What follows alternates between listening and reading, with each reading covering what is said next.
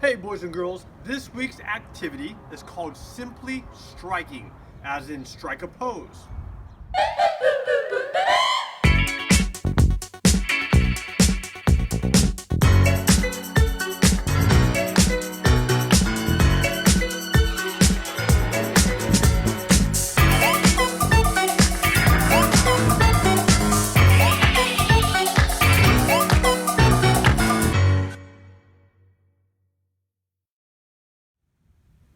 No, not strike a pose. I'm talking about striking in sports.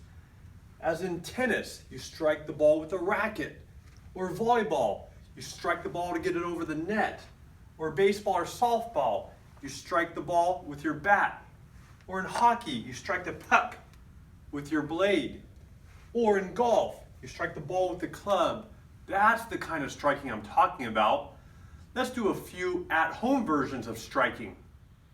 I'll provide you with a series of challenges to work on striking. The first one, I'm going to use a balled up piece of paper as my ball. You can use a sock ball if you want as well, or anything you find around the house. Then I'm going to need a flat surface wall that I'm going to bounce this ball off of.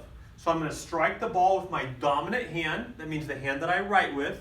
For me, it's my right hand. For some of you, it might be your left. And I'm going to strike the ball, have it bounce off the wall, and then catch it with two hands. Here we go.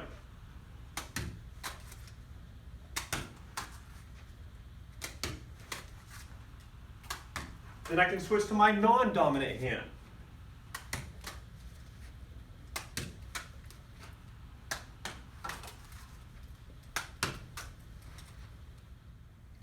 The next challenge is to strike it repeatedly against the wall to see how long you can keep it up before it hits the ground. If it does fall to the ground, no worries. Just pick it back up and continue on and see if you can beat your previous record. Here we go. 3, 4, 5, 6, 7, 8, 9, 10, 11, 12, 13, 14, 15, 16, 17, 18, 19, 20. So 20 is my record. So then I would pick it back up, repeat, and see if I can beat 20. For my upper graders, or if you want an extra challenge for my primary students, you can try the same challenge, but you have to alternate hands, meaning right then left, and so on. Ready?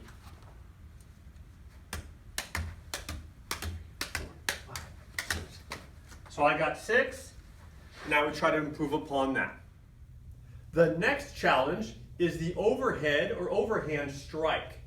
You might see that in volleyball on a serve, or maybe when you're spiking it over the net. I'm going to toss it up with my non-dominant hand out in front of me. My other hand is going to be back here behind my head with my elbow bent. I'm going to strike it over the top. Ready? So if I hit it that way with my dominant hand, maybe on the way back I'll hit it with my non-dominant hand.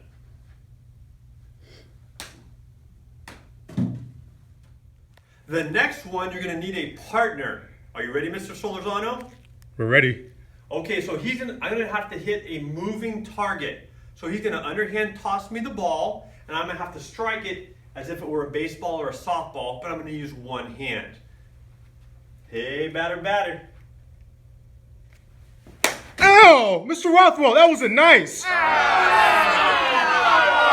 And now, the non-dominant hand. Here's an advanced one, or a little bit more of a challenge. You're going to need a partner as well. And what I'm going to do is I'm going to turn around the opposite way, and my back is going to be to my partner. When he says ready, go, he's going to toss it over my head. I have to track it with my eyes. That means I follow it with my eyes. And I'm going to hit it back over my head in his direction. Are you ready? Ready? 3, 2, 1. Now the final challenge with our partner is going to be like a little game of tennis. So you have to find something that can serve as the net. We put 2 tables together.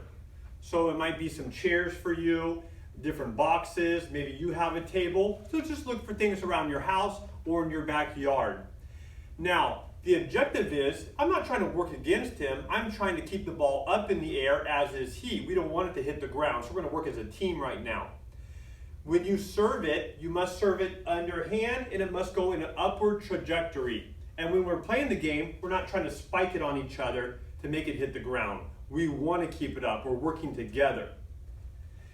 You can use a sock ball or a paper ball. We chose the paper ball, but we tried both and they both worked wonderfully. Are you ready, Mr. Solorzano? Ready. All right. Underhand serve.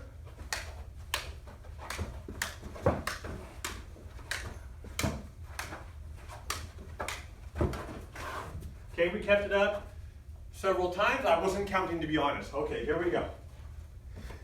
1, 2, 3, 4, 4. Another round.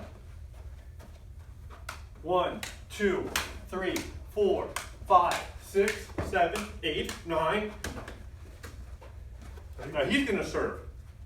1, 2, 3, 4, 5, 6, 7, 8, 9, 10, 11, 12, 13, 14, 15, 16, 17, 18, 19, 20, 21, 22.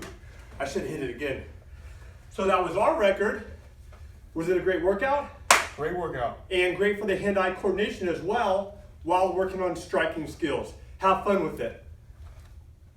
If that last challenge was a little bit difficult for you and your partner, instead of using a sock ball or a paper ball, you can use a balloon instead. That way it will travel much slower.